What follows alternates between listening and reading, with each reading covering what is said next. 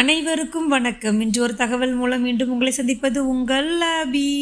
அரக்கனை அழிப்பதற்காக கடல் நீரை குடித்து வற்ற வைத்து அரக்கனை அழித்த ஒரு மாமுனிவரை பற்றி தான் நம்ம இன்னைக்கு பார்க்க போகிறோம்.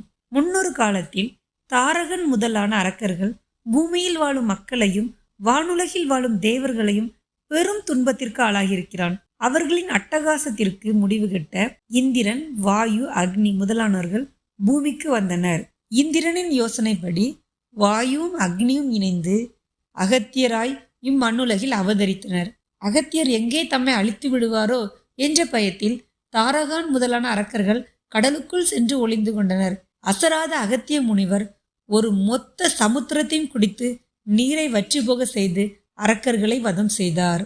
இப்பேற்பட்ட நமது அகத்திய மாமுனிவரின் வாழ்க்கை வரலாறு, அவருக்கு நம் தென் தமிழகத்தில் இருக்கும் கோவில்களை பற்றியும் தகவல்கள் லாங் வீடியோவில் இருக்கு. டைட்டிலுக்கு மேலே இருக்க ஆரோ பட்டனை கிளிக் செய்து பாருங்கள். நன்றி. மேலும் மற்றொரு வீடியோ மூலம் மீண்டும் உங்களை சந்திக்கும் வரை உங்களிடமிருந்து விடைபெறுவது உங்கள் லாபி.